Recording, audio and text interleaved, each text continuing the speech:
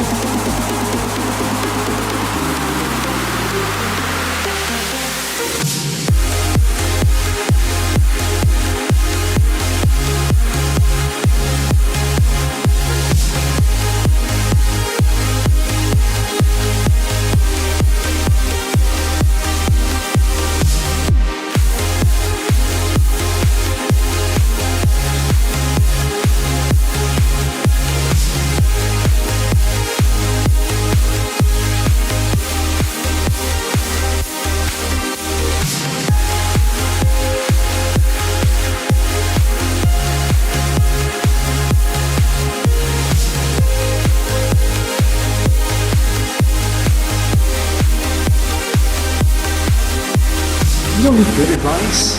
You've been ignoring good advice your whole life. Welcome to Shitty Life Advice.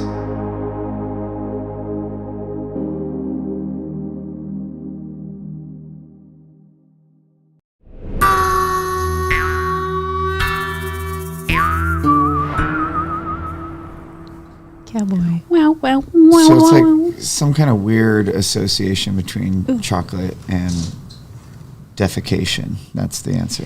Oh, wow. When I was coming up with what images did I want on there for the loading screen. Oh, the chocolate eating. That's horrifying. Oh, okay. Hello. Hello. Welcome to Shitty Life Advice with We- Sam Lamont, Tracy Benjamin, and Dr. MC. Take it away, hosts. Don't forget, we're trying not to swear in the first 60 seconds. Oh, no. Which we have failed at. We did it. Yes, we're trying not to mention the title of the show. Hello. Well, Today's episode is Well. called Unbroken. Have you ever had some kind of catastrophic life incident that left you feeling like you will never be okay again? Maybe you've come to that realization because you, in fact, will never be okay again. Today's episode is all about the traumatic process of getting broken over and over and over as a human being and how we are all completely effed and doomed. Oh my gosh. And yes, we are celebrating MC McDonald's new book, Unbroken, taking off the Mogazar glasses. yay. Congratulations. Thank you. On your publication. Thank you. I know it's not your first book, but it's like your first like real book, you know. Yeah. Yeah. Yeah. Because Okay. academic books are different. I have 2 academic books, but that's not real. That's not a real thing. They're As a- like $800 and nobody reads them. Do you feel complete No. now that your book is published? No. Do you no longer have to pay rent and bills and Lord, no. no? That So is not. life is basically the same. 100% the same. That's awful. Yeah. Okay. Take us away. Book baby.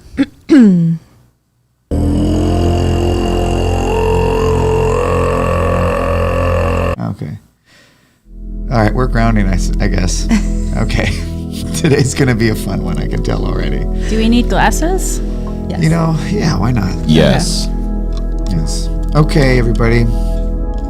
This is a grounding specifically for my dear friend, MC. I want you to think about the couple thousand people who have received your book today and how they're finally going to realize what a terrible writer you are. All your work has meant absolutely nothing, and this confirms all your terrible beliefs about yourself. Now, before you pat yourself on the back and think about, well, you know, at least I did it. At least I wrote the book and honored my artistic vision. Realize that you probably should have become a different doctor. And there wasn't really an artistic vision to bring alive anyway. Maybe like a real medical doctor. So if you called yourself doctor, people would, take you seriously. Instead of thinking that you went to a communist college and learned about useless social issues. Okay, I think we're all warmed up. All right. Welcome to the Unbroken episode. MC, press M. Oh wait, no, that doesn't do it anymore. We're just sucking meditation.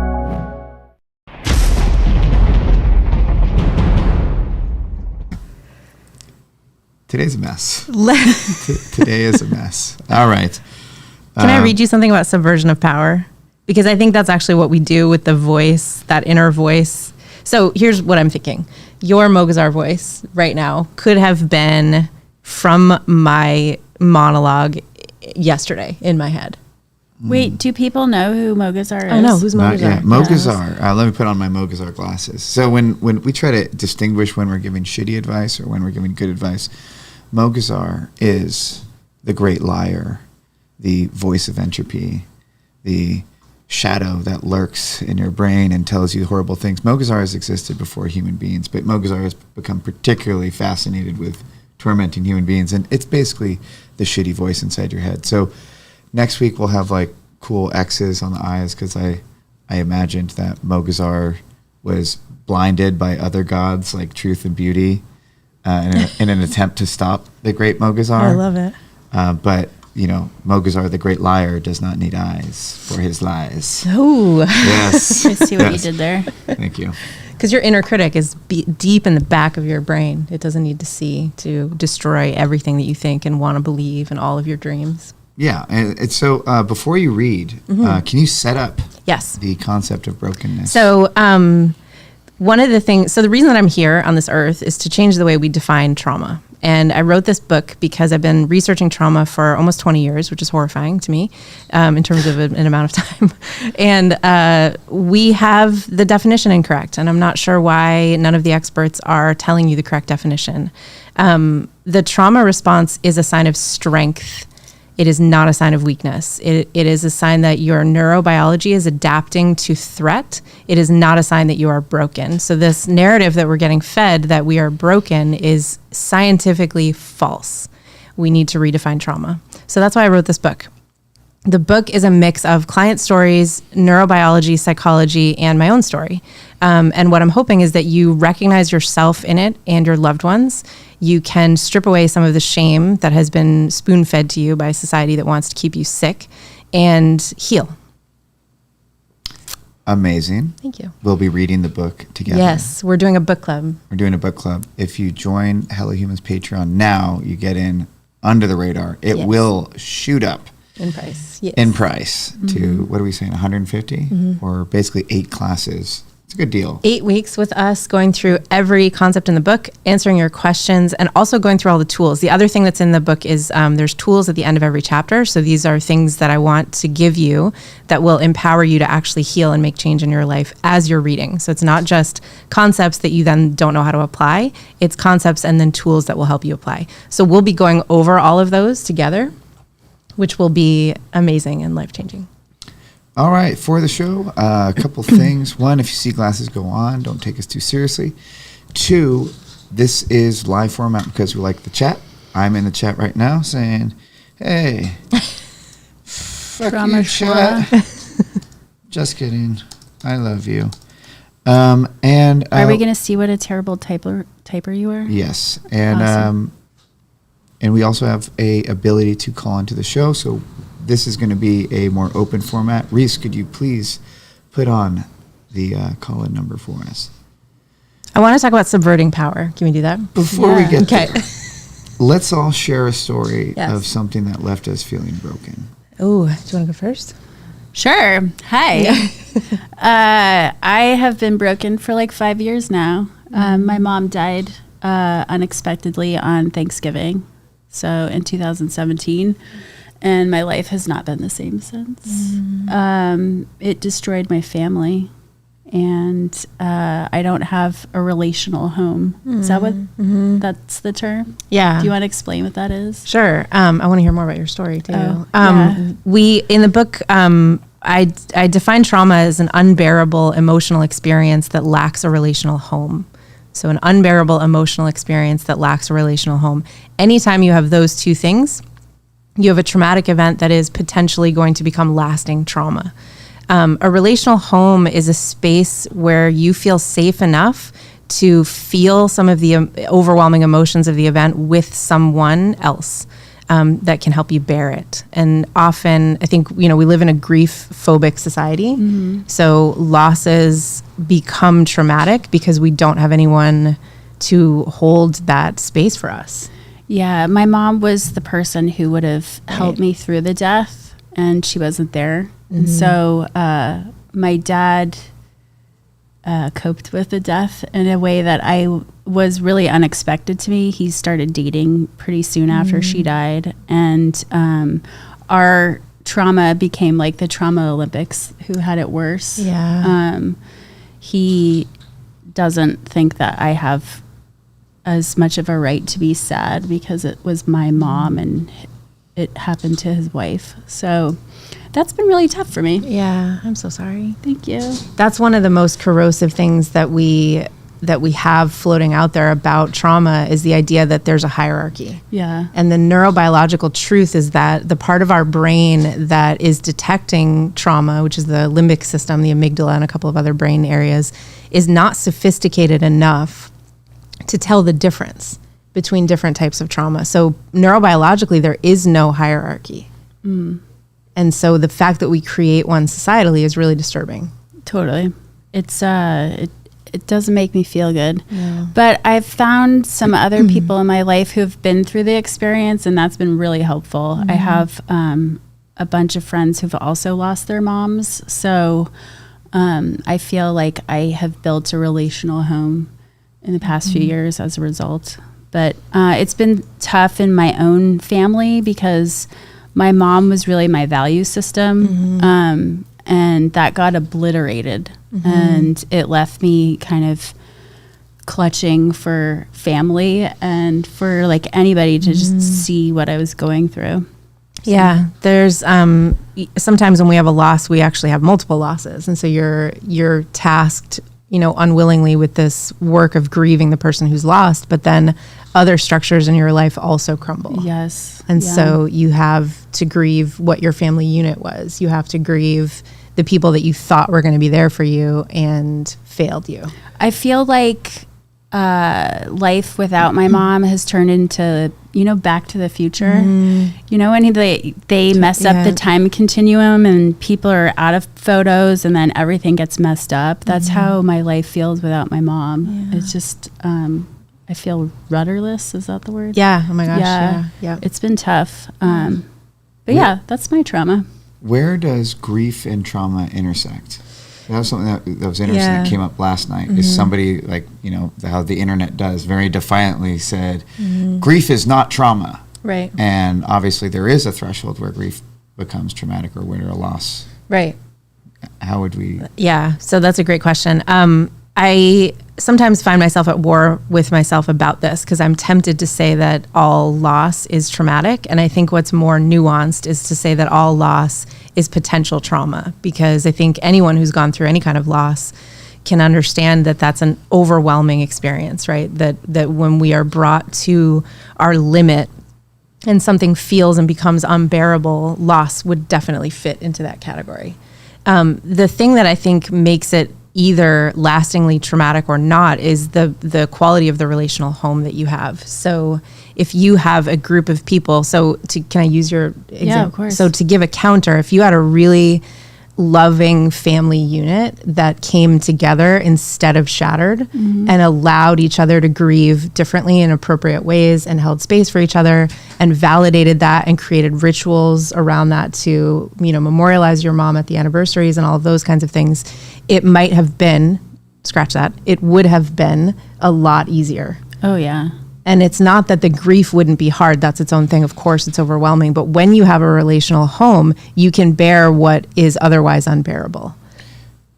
And a relational home is a set of people, places, What is it?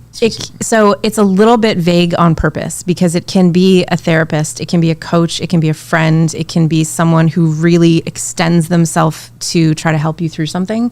And it can also be someone who helps you heal sort of accidentally, just by being who they are, by accepting you, by taking you for where you are in that moment. Anyone who meets you where you are is going to be able to provide a relational home. I have more questions, but let's get through this stories. Tracy, are you complete? Good. With my story? Yeah. I guess so. Okay. What's your We can broken come back moment? to it. I think I've had many. The first one that really took me out was the death of my father. He died. He had colon cancer we didn't know about, and went from, he was 62 years old. He went from healthy and at work and doing everything normally to dead in the space of 10 days. And he died on Christmas morning, so the holiday thing, which is really surreal. And I think I had gathered a series of coping mechanisms to deal with anxiety and emotion from my upbringing. And about 6 months into the grieving process, they all just shattered. And I found myself really at my edge and not wanting to go on because I was so overwhelmed by grief and panic and depression, and there was no hope. I couldn't see the future at all. And so that's when I got into therapy for real. I had been in therapy before, but really seriously dug in and started rebuilding all of my coping, all of the way that I move about the world. And I'm still doing it. My dad died in 2005 and I've been in therapy ever since. Wow. What about you? I have like a lot of ones that come to mind, like when I try and understand myself and where I'm starting from in any healing day. When I'm like, hey, I want to do some work. One of the things that happened really early that was interesting to me is one of my mom's friends gave birth to an incredibly sick baby. And I was put in that baby's life. How old are you? I don't know, 5, 6. Wow. Right. And it was like, oh, this baby's dying. We're going to go visit it. Which as a parent now, it's like, I would never, ever do that. But that definitely shaped the, like, oh, wow, nobody's, like, not even a baby is safe from death. Wow. We're all going to die. Yeah. So that might explain a couple things, that might explain a few things.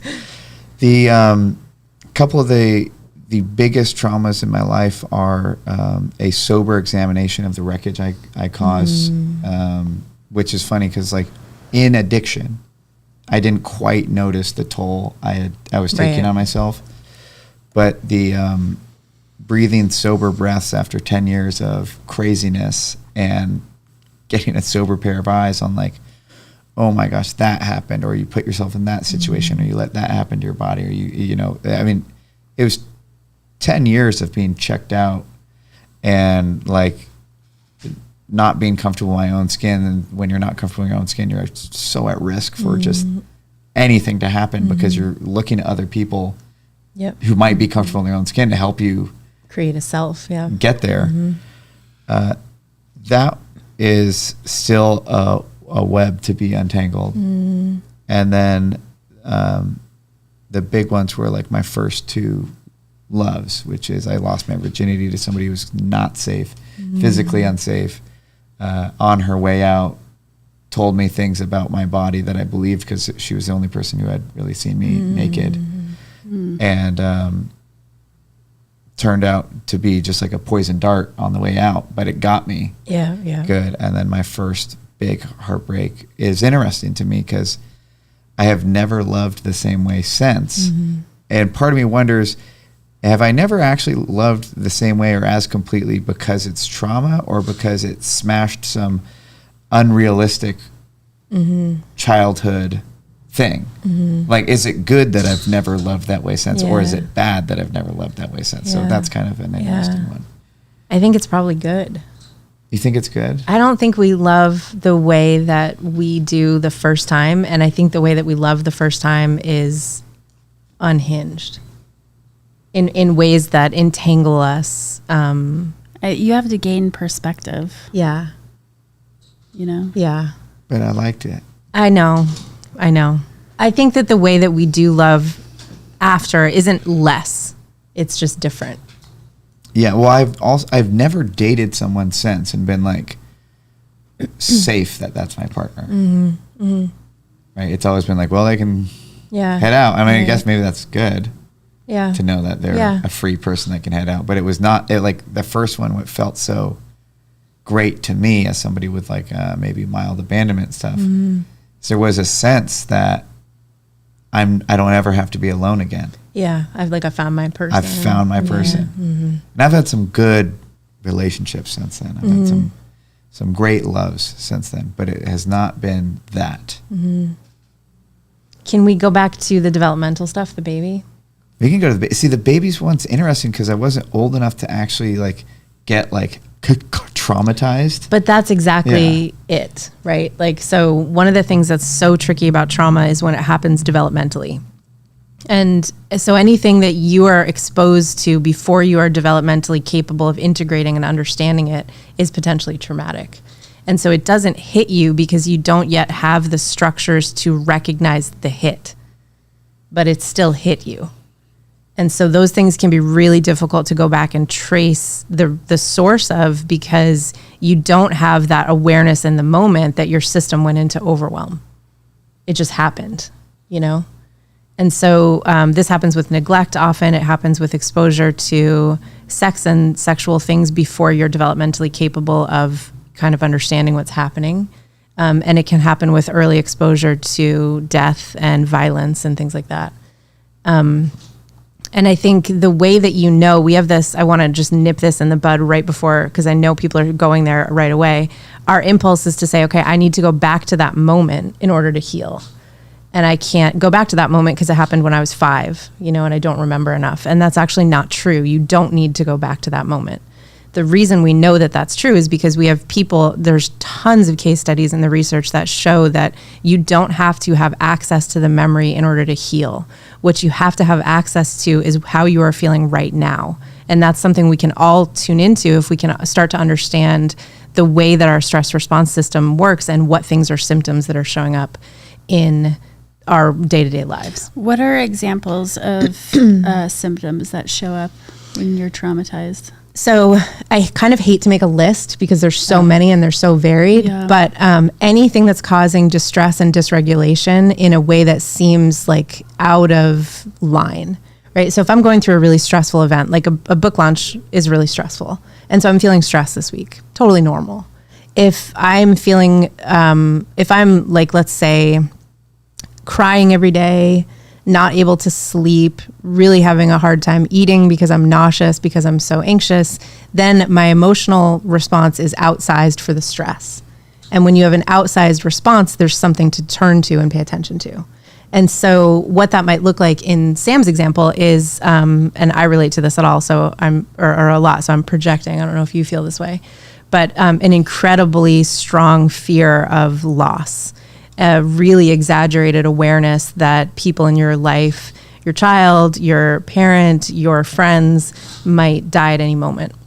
Yes, so there was not enough buttressing in and obviously my mom did the best she could, but there was a sense of like I imagine what like a king would feel with only one heir. Where it's like, shit, there's only this one person. And if anything happens to my mom, then I am an orphan, I am alone. Which is, there was this like outsized, I think, maybe not inappropriate, but like not conducive to like normal socializing, fear of death. Mm-hmm. Where it was like, oh, we're gonna die, and it's over. So it was like a shortcut I took from like small child to adolescence. Except I wasn't in an adolescent body. I wasn't in. So I was thinking things that I don't think. Like I should have been thinking about 100%. Other kids or something, and instead I'm going, oh my God, I'm gonna die. And all these people around me are gonna die, and I could lose anyone. My mom's gonna die. And I only have one person, and if she goes. Yeah. feed me to the wolves because it's over. Yeah.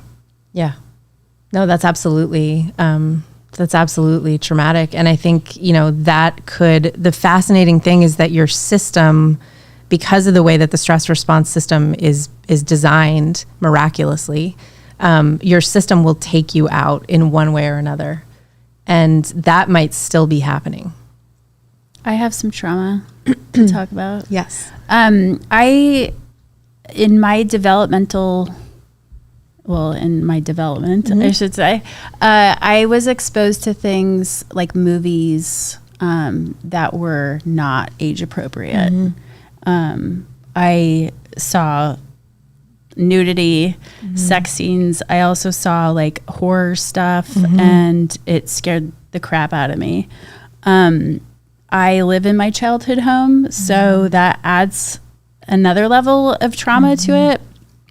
And if we're watching something that's not appropriate for my son, I go into this, I don't know what the term is. I freeze. I flip out because it's like I'm back in my childhood again. And can you explain what's happening to me? Yes, totally. So, and believe it or not, I know that people feel some type of way about Freud, but Freud and Breuer, when they were writing studies on hysteria in 1880, actually had a lot right about the trauma response, which is pretty amazing given that we had no access to the brain at that time. And so their first case study, Anna O, had a very similar experience to yours. Not obviously in being exposed to TV, but she had trauma growing up and was living in her childhood home, and she would slip into the past so quickly. It was when she smelled oranges, which her father ate, and her father was a traumatic person for her. And whenever she smelled oranges, she would flip into the past so intensely that she would actually bump into furniture that she had moved after he died.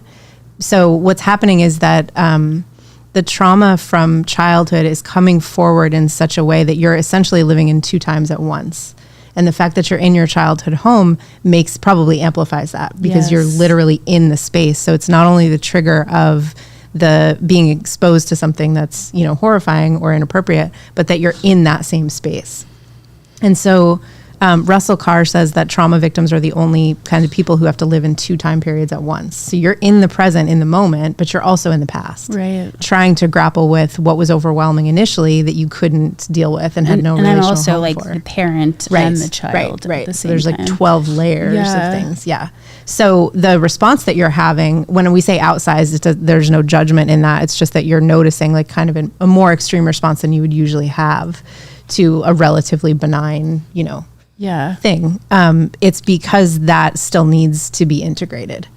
Okay, so how do I work through that? So What's the best way to do that? There's a lot of things you could do. I think going through and trying to pinpoint if any specific memories come up, it's worth noting those because they're coming up because your brain is trying to reorder them. Okay. Our brains want everything to be put in nice files that are organized in terms of chronology and all this kind of thing. So is it like my brain is like, oh, that's the trauma section? Yeah. Okay. Your brain is going, oh, here's this thing we didn't organize. Let's organize it. Let me push it front to mind. And then it's in the front of your mind, but then your limbic system responds to it and it's like, oh no, we're in danger. And then you're kind of in these two time periods at once at war with yourself. Okay. And so figuring out what those things are, which it sounds like you've done some already. Here are the things that trigger me. Yeah. And then making a plan in your house for what happens when that happens to move through the traumatic event again in a different way. So what you could not do when you were a child was to change what was on the TV because you probably didn't have any power over the remote. Yeah. So you I couldn't. Still don't. So that's actually a great place to start. Yeah. You now you're in charge of the remote. Okay. And when something comes up and you have an emotional response, if what you didn't get before was this kind of attunement, then who in your house can give you attunement or out of your house can give you attunement in that moment and validate that what you're feeling is real. Okay. Trauma needs opposite experience. So if you felt overwhelmed and trapped in the moment, what you need to experience when you meet that trigger in the moment is to feel like you're an agent who has power. And so if you do that kind of over and over again, when this trigger continues to come up, it will over time start to lose its charge. the violent media is an interesting one because it's such a new problem, but it's something that even my mom in the 60s has talked about, because her brothers used to tell her that those are prisoners that their families get paid for the prisoners to get killed on camera. Oh, wow. Right. That's and so disturbing. it's this interesting little box that isn't in your life, but that could theoretically display any number of things that change your development as a young person. And please, for everyone that's watching, the number is 415-799-6653. You are welcome to call in and interrupt at any point. Seriously. We would love to hear from you and hear about what you've been through and talk about it together. Also, the chat is amazing right now. Lindsay gave you some bunny emojis. Oh, bunnies. Yay. Yes. Also, before we keep going, there are 21 amazing people watching right now, and there's 4 likes. So please remember to give this a like. And if you're not subscribed, subscribe, because we're trying to make it better. You could share it with your friends and say, this is a ridiculous show that is not quite fleshed out yet, but let's support it. Give us some credit. Can we talk about violence real quick and development? Yeah, Yes. I would like to talk about violence, especially things that happened at an early age. Like, can we go to the severe example? I've met people that have had severe responses that are, I mean, when you hear about historical accounts of like priests being needed for exorcisms, I've seen what people must have thought needed an exorcism when somebody's having that violent a response. It's generally been in people who were like raped as a small child or like really just like on the extreme end. What makes you hopeful that as we go forward, we will be able to, because I've seen it both ways. I've seen it where somebody has encountered stuff like that and they aren't broken. Sorry to use that word. No. And I've seen it where the closest word I could come to at the time would be, wow, this person has been broken. Yeah. I think we can be bruised. I think we can be dented. I think we can be bent. I fully believe we are not broken. That being said, I think it's really important to understand that we don't all make it. Some things are too heavy for some people to carry, and we don't all make it. And I think that's just really important to notice. That doesn't mean that those people are doing anything wrong or that they haven't healed correctly. Some things are really heavy. And when we're not given the appropriate system and scaffolding to support what we need, what is unbearable becomes literally unbearable. The thing that gives me hope is that there are people who do go through tremendous things and do heal. We know that it's possible, and we are getting a lot better at mapping what that pathway needs to look like. And the further we get with technology, the more we see that what we can hypothesize about actually bears out in the brain science. So we know that there are certain things that we can do to help somebody. There are 1,000 factors that contribute to whether or not somebody heals, and one of them is willingness. And it's really hard when you've had a structure your whole life, a belief your whole life that the world is broken and evil and that you are broken. It's hard to give that up, even though you want to. Because it feels safe. Yeah. Because home always feels safe, even when home is toxic, even when home is trying to kill you. So if we can go back to development quickly, I think it's really interesting. So for folks who are watching who don't know, when we say development, it just means the years 0 to 18. And the reason those numbers are drawn, it's a little bit arbitrary, but it's based on the rate at which your brain develops and can cope with certain stressors. And a stressor is anything that comes in and presents a challenge for your brain and nervous system. And so when you are presented with something like violence, very young, the structures in your brain are not developed enough to take it in, metabolize it, and put it away. And so what happens is some kind of dysfunction in your system. And there have been cases. Can I ask a question? Yeah. Does that equally apply to being sheltered? So if you were, say, Amish and then got to go on your little adventure, I forget what you call the Amish adventure. Rumspringa. Yeah. Rumspringa. Are they traumatized at a deeper level because they're naive, or is just the fact of being in an older body enough? It depends on whether or not you hit. So the more we learn about the brain, the more that we learn that all of our models, all of our previous models are flawed in some way. So we used to believe in hardwiring, which is the idea that there are certain things in your brain, personality traits and things like that, that were simply hardwired and could not ever be changed. Then we moved to neuroplasticity, which is the idea that your brain is sort of plastic. There's some things that can change and some things that are fixed. And now we're moving into, like right this second, this idea of malleability, which is the idea that all of your experience is constantly changing your brain. Like this conversation we are having is changing our brains right now, which is pretty wild and hopeful. And that means that the extent to which we can rewire our brains is a lot bigger than we thought it was originally. That being said, there are certain developmental milestones that you have to hit in order to have the capacity. Like what?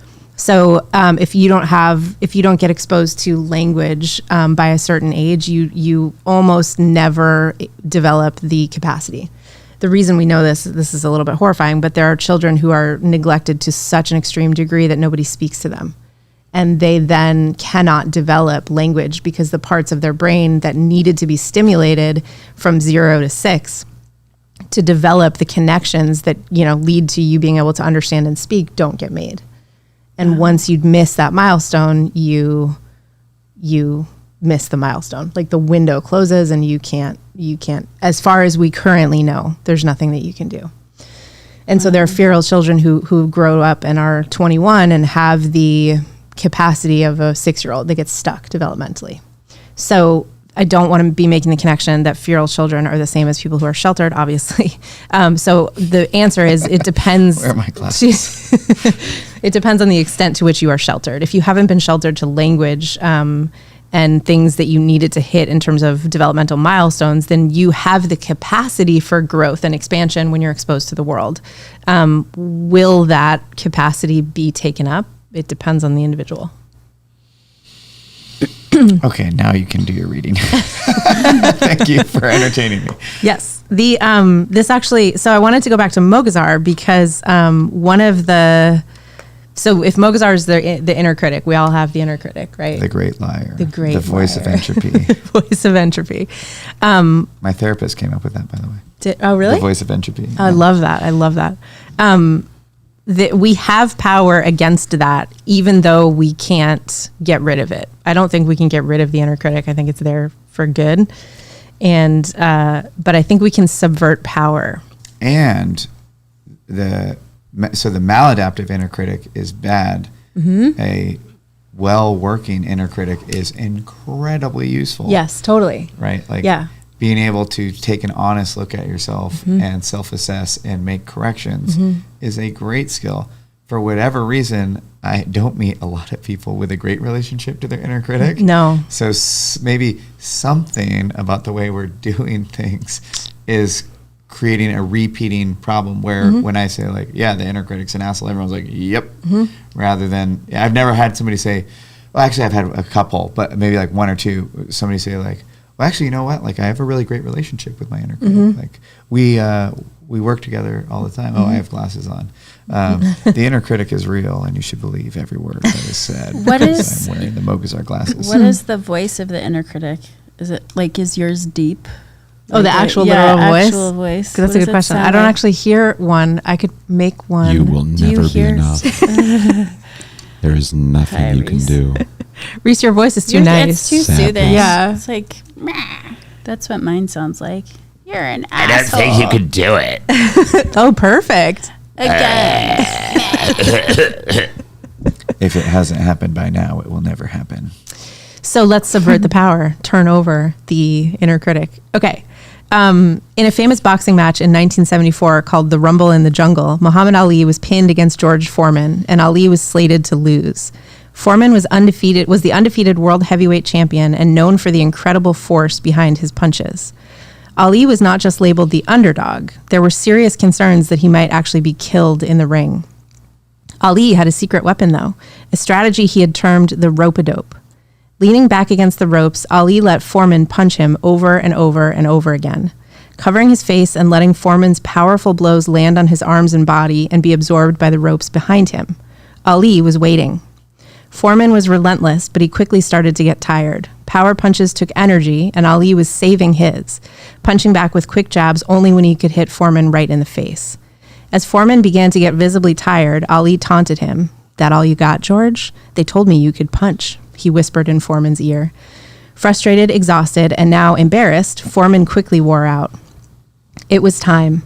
Ali gathered all his saved up energy, and in the 8th round, he landed a few crushing right hooks, a 5-punch combo, and one last devastating left hook. Much to everyone's great surprise, Foreman was down for the count. Ali hadn't just survived, he had won. Ali didn't get stronger or faster to prepare for the fight. He figured out how to subvert the power and use Foreman's formidable power against him. The word subvert comes from the Latin sub, which means from below, and vertere, which means to turn. To subvert power is to come from underneath it, to turn it over from below. Think of turning over soil or flipping meaning in an argument. There's something mischievous and empowering about subversion. It requires being engaged with something that is more powerful than you, finding its weak spots, and then turning it on its end. Subversion is a kind of undoing, a taking over, a taking back. When do we turn to subversion? When something has overtaken us, held us down, put us in a cage. When we have found ourselves powerless, helpless, without recourse.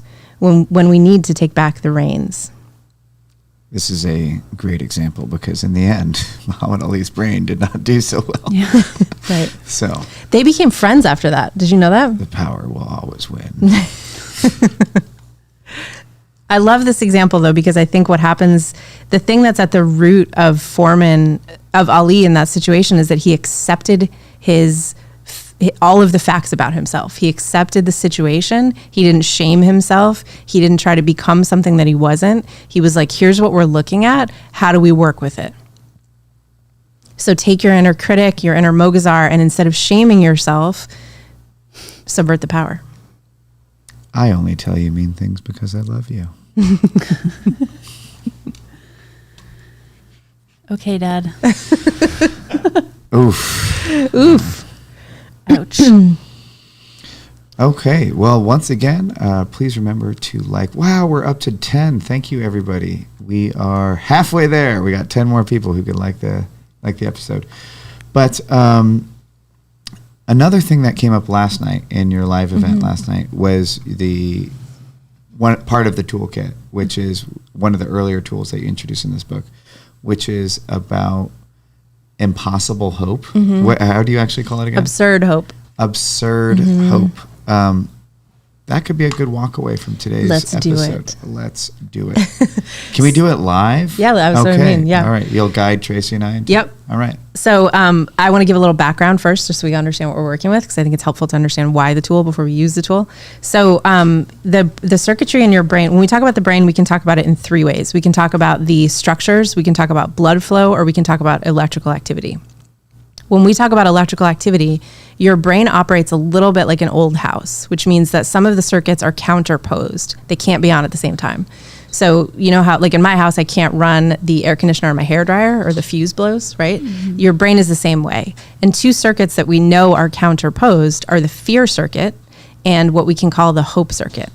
The fear circuit, when it's online, takes tons of energy away. And this is why when you're in a state of chronic fear, hypervigilance, anxiety, trauma, there's no future, because the hope circuit is the part of your brain that imagines, plans for the future, and has hope. And so positive psychology has done all this work about if you just can hope, then you can flip off the fear center. And that's true. Like, that's neurobiologically true. But the exercises that they use often focus on your own life. And if you've had trauma in your own life, it can be really difficult, impossible even, to actually hope for your future. It's too big of a step.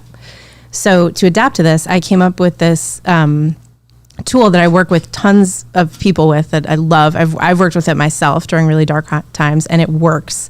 And the idea is that you take 5 to 15 minutes a day and you spend some time in your imagination hoping for something that you know cannot be. And so I will hope, like my example that I always go to is that I will be a ballerina. I will live in Paris. I'll have a fabulous apartment, wear tutus all the time, and eat baguettes. I can't eat gluten because I have celiac disease, and I'm not going to be a ballerina, nor am I probably ever going to go to Paris. But it doesn't matter, because what I'm doing is spending 5 to 15 minutes imagining that life in the greatest detail that I possibly can. What that does is give you 5 to 15 minutes every single day where the hope circuit is flipped on, and by necessity, the fear circuit is flipped off. And after about 5 to 7 days, you start actually noticing hope in the world. You start imagining little glimmers in your future. And so it's a really powerful tool. So let's do it. All right. Okay. All right. Okay. So Do I have to close my eyes? you can if you want, but if you're if you're not comfortable, you don't have to at all. I'm going to. You're going to close your eyes? I think so. I'm going to put the glasses on too, so I'm not in Mogazar mode. Okay, you're But just dark. These are now what do you call it? Privacy shades. Privacy What shades. do you call the things they give you It's on like a airplanes? limo. I don't know. What do they give the mask? Blue the sleep blockers. mask. The Okay. little sleep mask. All right, Okay. my eyes are closed. All right, so I want you to imagine the most absurd thing that comes to mind. Here's some ideas. You could be a ballerina. You could be an astronaut. You could be, is anything coming up as we're talking? I went to Nobody Will Ever Leave Me Again. Okay, so Does that you, work, or is that kind of freaks me out though too? Because then I just go to the opposite. let's go with it, but let's make it absurd. No, Tracy, you got something? I'm struggling here. I am a docent at an art museum. You're a docent at an art museum. Okay, what are you wearing? A That sounds blazer. dirty. I didn't mean to do A A blazer? Blazer. What kind of room are you standing in? What's your favorite art? The one with the giant Michael Jackson head. Michael Jackson head. Okay, so this is like your job is to tell Watch it. people to watch it and tell people about it and Don't just touch it. Don't touch it. Yeah. Okay. Okay. You are the best docent that museum has ever seen. Okay. So you're starting to win awards. Wow. What do the awards look like? They're gold. They're gold. Are they Yeah. like trophies? Yes, there's a medal. Oh, there's a medal. Do you get to wear anything on your blazer? No flare. Okay. So imagine that you're coming into work. You're the docent of the year, the docent of the decade. You have on your mantle all of these exciting, amazing awards. Now tell me in as much detail as possible for docenting, in as much detail as possible, what that's like. It feels good. I go to work and I feel happy. What shoes are you wearing? Comfy ones. Comfy I'm ones, going to be flats? standing all day. Yeah. Do you like your coworkers? Sometimes, but they're across the room. We just Okay. like make faces at each other. Okay. That's fun. Is there a lounge? Yes. Are there snacks? It's upstairs. Snacks, all kinds of snacks. All kinds of snacks? Yep. Like a full craft table every day? Mm-hmm. All the things you could ever want? All the drinks. It's like we work at Google. I love it. Okay, so you've worked your day. Now you're leaving the museum. I'm skipping. You're skipping. I Yep. love this. Okay, where are you going after I work? take my blazer off and yeah, and I maybe meet up with a coworker for dinner. I love it. We have fun. I love it. We might be in another country. Oh, which country? Well, the Louvre, Paris. Oh, I love it. See, we're all in 'Cause you Paris. said it. Yeah, I love it. Thanks. I would also, if both of you were in Paris, I would be in Paris. Okay, you're in Paris. Okay. Okay, you want to turn to you? Yeah, I'm struggling here, but we do have Amanda says I am now a river rafting guide. Ooh. And Weeby Firkin says I'm dancing in a field listening to Alt J. I love Alt J. And Lindsay is just straight up enjoying Tracy's. So I'm struggling here. What is your absurd hope that you would go to? Let's do this together. And if you would like to do this with MC, you can call in now, Yes. which is 415-799 something. Let's make It'll one be for on you. the screen. 6653. Okay. What's a job you've always wanted to try? I'm running into some problems here, which is one, my estimation of my abilities is very high. So That's okay. It doesn't matter. So I'm having a hard time coming up with something I couldn't do.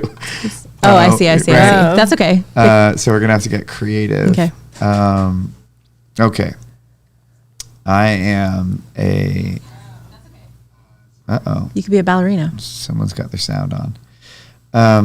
I am a cat that is able to speak English. Okay, I and, love this. Yeah. Is the most desired cat in the area. I have like a harem of other cats that are into me. And I'm a coastal cat. Like my owner is super rich. Are you indoor or outdoor? I'm both, but I never have to fear a predator because not only do I speak English, I also am like a CIA, CIA experiment cat that is like a trained assassin. So like coyotes don't have shit on me. I got it. I love this. All right, so there we are. Okay. Weirdly, I have like a really specific visual that's coming up with me this. too. Of you as a I would enjoy that. Okay. So, and I'm imagining you being carried around on a pillow like a cat king. Yeah, and my owner is like really hot too. Even though I have a harem of other cats, I also still admire beautiful women. You're interspecies. Yeah. I'm thinking like Not that it gets Heathcliff. weird, but I get like good head scratches and snuggles. What'd you say, Tracy? Nothing. Oh, come on. I'm thinking Heathcliff. What's that? You don't know that? Oh, it's from our generation. The old people.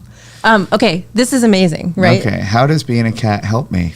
Because you're in your hope circuit. All right. So all of these details that you are specifying, you are drawing on the circuitry from your hope circuit, which by necessity shuts down your fear circuit.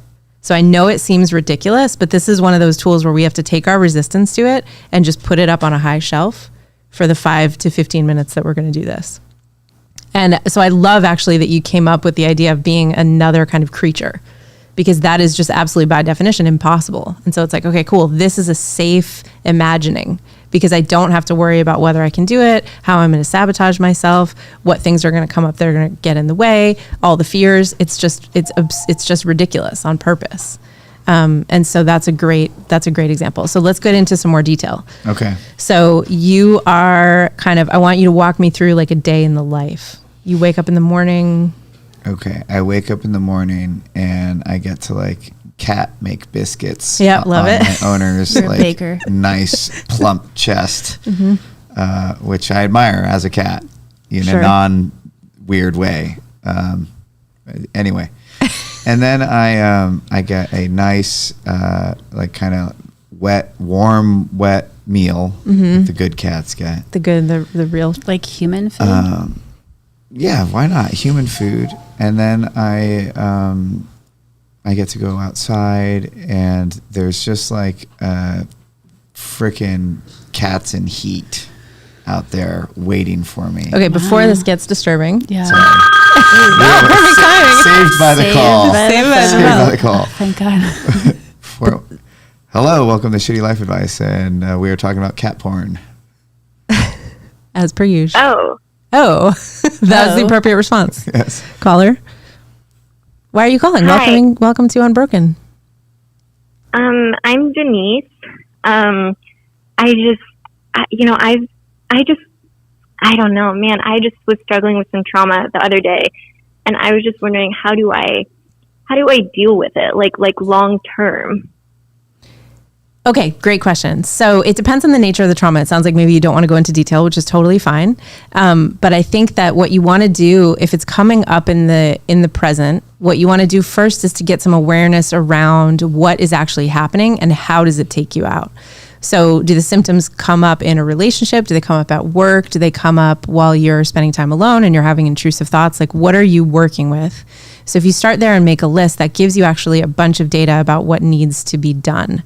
So if you're having a lot of like body dysregulation, anxiety, and things like that, it's helpful to start with the body regulation and try to find some things that can get you back to a place of calm. And then work from there. If you're having intrusive thoughts, a great thing to do is to distract yourself. Can I slow you down? Yeah, of course. Denise and anyone else listening, go grab a pen and paper. Yeah. Let's just go through this. Okay. We can slow down. We have time. Cool. Is that okay, Denise? Yes, that's perfect. Okay. This sounds really good. I want to slow you down. Okay. Thank you. Okay. So Denise, you tell us when you're ready, and anyone else can make a list at home too. Okay. There's two ways we can regulate the nervous system. So step one, before we get to regulating the nervous system, is to do what I just said, which is to make a list of how the symptoms are coming up in your life right now. An inventory. An inventory, yes. Okay. Right. So what symptoms are coming up and how are they getting in the way? The reason that you want to notice that first is because the two different ways of regulating the nervous system come from two different directions. There's top-down regulation and bottom-up regulation. Top-down regulation is when you use your mind, your brain, to calm your body, and bottom-up regulation is when you use your body to calm your brain. In both cases, you're interrupting the stress response cycle that has gotten started and having some more control over what's going on in your nervous system. So again, step one, make a list of what symptoms are coming up. Are they intrusive thoughts? These are just a couple of things, and symptoms can look like many things. Are you having intrusive thoughts? Are you feeling an inability to concentrate? Are you having panic in your body? Do you feel like you can't eat because you're too nervous? That's just a couple of examples. Let's check in. Denise, are you comfortable talking about any of this? Or? Yeah, no, I think this is all really good stuff. I think one issue that I have a lot is kind of just, not even addressing that I am going through these physical symptoms and just kind of pushing them aside. So I think this is really interesting. Yeah. So do they sneak up on you because you have perceived more important things to do, or describe that a little bit? Yeah. I think it's kind of just not something that I like to admit to myself that I am, dealing with this. And I just like to kind of bottle up my feelings a lot. That's been a tendency for a while now. And so when I kind of feel myself shutting down due to trauma, I just kind of like to just, forget about it as soon as it's over. Yeah, that makes a lot of sense. Because I think we live in a society that doesn't normalize or validate these responses in the first place. And so our tendency is to try to shut them down, and we actually become disconnected from them. And so then what happens is we have this whole early alert system in our body, but we're not paying attention to it. We're not tuned into the channel. And so what happens is we get to the extreme response and think that there was no lead up. If you can start with the extreme response, gradually over time, you'll notice that, because that's a way to basically tune the channel to what's happening in your body, what the symptoms are. And that in itself, even just making a list, is a way of validating them to yourself. Once you tune into that channel, you'll start to notice that it's not just these extreme responses, but a whole host of responses that led up to the extreme response. And you'll be able to intervene sooner in the line before you get to the extreme response. Does that make sense? Yeah, no, that's really helpful. I think it's really interesting how you're really, taking these, your suggestions are very addressing it after it happens and calming myself down. I like that, because I think a lot of times when I notice I'm triggered by something, I just tend to avoid it, just kind of stay away from these places. So can you tell me a little bit more? Is it helpful to take these less prevention methods and more addressing the problem after I experience a kind of episode? Yeah, so that's a great question. I think if I can talk a little bit about top-down and bottom-up regulation, then I think this will start to gel in your mind about kind of where to intervene and when. So top-down regulation is when you use your mind to basically halt the stress response system in your body. And what you're doing there is you're manually pushing blood flow and electrical activity away from the fear center and to the other parts of your brain that have gone offline because you're overwhelmed. So one way to do that that's actually really well validated, believe it or not, is to play Tetris, because Tetris makes a continuous bid on your prefrontal cortex and makes it so that you have to concentrate. That manually forces blood flow and electrical activity into your prefrontal cortex and away from your fear center. The exercise we were just doing does the same thing, but that might be a little bit more difficult if you're in that acute stage of panic that you were just describing. So within 20 to 60 minutes, if you're playing Tetris, your body will get the message from your brain that the trauma that you thought, the thing that you perceived that you thought was threatening, isn't actually threatening, and that you're okay. And it will stop pumping stress hormones through your body. So that's top-down regulation. Bottom-up regulation is when you do that very same thing, but instead of coming from your mind to your body, you go from your body to your mind. And so there, what you want to do is try to hit the reset button on your parasympathetic nervous system, which is the part of your nervous system that is responsible for rest and digest. You can remember that because shoot, is what keeps you from falling through the sky at a very fast pace. It slows you down. Parasympathetic slows down your nervous system. Is that why so many of us use food to cope with bad feelings? Yes. Wow. Because the so the parasympathetic nervous system is run by a nerve that runs through your body called the vagal nerve, the vagus nerve, VAGUS, not Vegas, like woohoo Vegas. And it has tons of nerve endings at the back of your throat and right in front of your belly. So when you're eating, you're stimulating your vagus nerve in two places, in the back of your throat and also in front of your in front of your belly when you feel full. And that turns on the parasympathetic nervous response, which brings you down to calm. That's one of the reasons that many of us reach for food to calm ourselves, because we're actually, without knowing it, trying to stimulate the rest and digest response. Another way you can stimulate that, though, is just by doing deep breathing. When you're doing deep breaths, taking deep breaths into your belly, you're pushing against the vagus nerve kind of internally, and that will have the same effect. Didn't you also suggest gargling? Yes, gargling is actually, if you can do it for 2 minutes, obviously not all at once, the gargle and spit, that they've done a bunch of studies on that, and it really slows down the nervous system response. So the book has 100 different grounding exercises that you can use, but they all fit into those two categories of top down and bottom up regulation.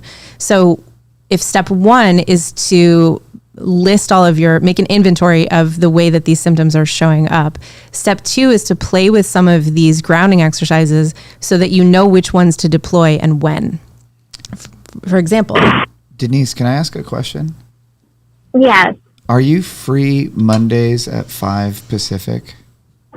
Yes, I am. oh great. Okay. Why don't you read the book with us too? I don't want to lose touch with you. Like I want you to, it seems like you're genuinely curious about trauma, and the book club is going to go online for $150, but we're sneaking all the patrons in. So if you become a patron of Hello Humans, Oh, wow. I'd love to. Yeah, we'd love to have you. We're not shutting out people based on their contribution. So just whatever makes sense for you for now. And then it's, we're going to sneak you guys in. So we're reading the book with MC. Yes. Yeah. And she's going to go over it and answer all our And questions. how many weeks is that going to take us? 8. 8 weeks. Okay. Okay. But we're going to do 2 weeks of just kind of getting to meet everybody. Okay. Yep. So we're starting on Monday.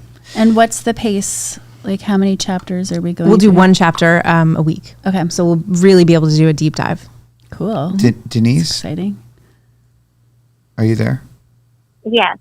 So just to understand, because I'm enjoying listening to your various ways to attack it, but I am trying to picture the way it shows up in your life specifically. Like, when do you notice the most debilitating trauma, and like how does it come up? Like, of the strategies we've talked about, I'm just trying to make sure that at least today you walk away with something you can try to practice to do that meets where you're actually meeting these symptoms. I think I get a lot of my episodes kind of stem from different things that I see on social media a lot, or just like on television, or just kind of any sort of media, just like little things that kind of just like immediately like set me off. I think these methods of kind of really coping with it that you've kind of talked about, the top down and I just think they're really gonna help. I've been writing all this down, and I'm excited to kind of start implementing them into my life. I'm so glad to hear that. Yay. Thank you. Thank you so much. You've been so helpful. Thank you for calling. It's Patreon. I know. Patreon. Oh, sorry. It's also right here. Boop, boop, boop, boop, boop, boop. Sorry, boop. Denise. I keep trying to type something and I typed it wrong. I was not sighing at you. I'm really grateful. Thank you so much for calling, Thanks, Denise. We'll see you We'll soon. see you on Monday. Thank you. So the book is available everywhere you get books, your favorite bookstore, and on the Amazon, also at soundstrue.com. It's called Unbroken. The Trauma Response is Never Wrong. And I would love it if you read it. I can't wait to hear what you think. Did I type it right? Yes. Okay. The last one, yes. Great. Patreon.com/HelloHuman will take you there. And Reese will throw it in the description too. If I had my phone, I would do that right now. And there will be a link to the book in there as well. Yes. Yay. Oh, wow. We're in overtime. Let's pick it up. Hello. Welcome to Shitty Life Advice. Hello, how's it going? Hi, Marge. Marge.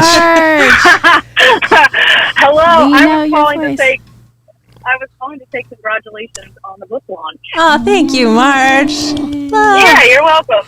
I'm going to go buy it later today. Oh, you're so sweet. Thank you so much. Marge, are you going to read it with us? I hope you get to meet our book club. Are you free Mondays, 5 p.m. Pacific? I am planning to read the book. I have trouble reading books. So do There's I. an That's audio why there's version a as book well. club. There's an audio version and read it with us. Yeah. We're going to be reading it together Mondays at 5 p.m. Pacific. Mondays at 5. Your book club, Sam, is the only way that I finish books. Me too, Really? as Yeah. well. Yeah, That's great I have to have accountability. I have to have a time limit, or else it just never happens. Yeah. Marge, I know you're on the East Coast, right? No, I'm on the West Coast. Oh, Mondays at 5. Why haven't you joined the book club already? She was waiting for this book. You're such a natural fit. We're all struggling. It's great. I don't have an actual answer for you. Can I good tell you reason. some of the we all have stuff going on in that book club, and the triumphs that have happened by supporting each other there is monumental. The things that other book club members have put together, even though it was hard. You should be there. It's a great place to stay connected. Okay. And it's pay what I you hear you. can. It's like there's no gate really. I think you could do the minimum might be $1 a month, but just come join. Okay. And the great We'd thing, love to have you. I haven't been part of their book club yet, but I've been doing a book club. And I think one of the great things about the way that we're going to run it is that if you don't have a chance to read, you can still show up, and we're going to go through the main concepts of each chapter. So if you have trouble reading, this is a great way to have that supplemented. Okay. All right. That sounds better. I have Doesn't it book sound better? reading contest trauma. I just made a crazy face because we're having a crazy storm, and there was just like a tree hit the building or something. We're lucky to have power, I think. Yeah. We're so glad to hear from you, Marge. Thank you for calling and congratulating. That means a lot to me. Yes, of course. You are welcome to call every episode, Marge. You can Yes, be a please. regular. Wow, thanks. I've already done it like 4 episodes. I Good. No, appreciate that. it's good for us, I think. Wait, Marge, Lindsay said in the chat, I don't know if you can see it, thank you, Marge, for inspiring me to help take action. You are inspiring our listeners. MVP. Aw. Thanks. That's encouraging. Yes. Yay. Cool. Go team. Go team. All right, Marge. I'll talk to you soon, okay? Have a great day. Thank You you, you too. too. Bye. All right, everybody. Thank you for joining us for Shitty Life Advice episode 13. There is one difference about this episode that I can count, maybe more. If you spot it, put it in the chat. Also, please share this with friends. We are currently trying to figure out what the show is. I know it might feel weird to share a show that hasn't found its final form, but if you like what we're doing a little bit, just by sharing it with people and the audience growing is encouragement for us to keep going. We're really trying to do our best, really trying to improve the show and make it worth your time. We would love to earn your support and your friendship and fanship. And so if you can find any way to support us, that would be great. I'll give you a couple of examples that would work. One, you could like this video. We got 14 likes, which I think is the highest so far there's been a kind of constant around 20 people watching live, which is great.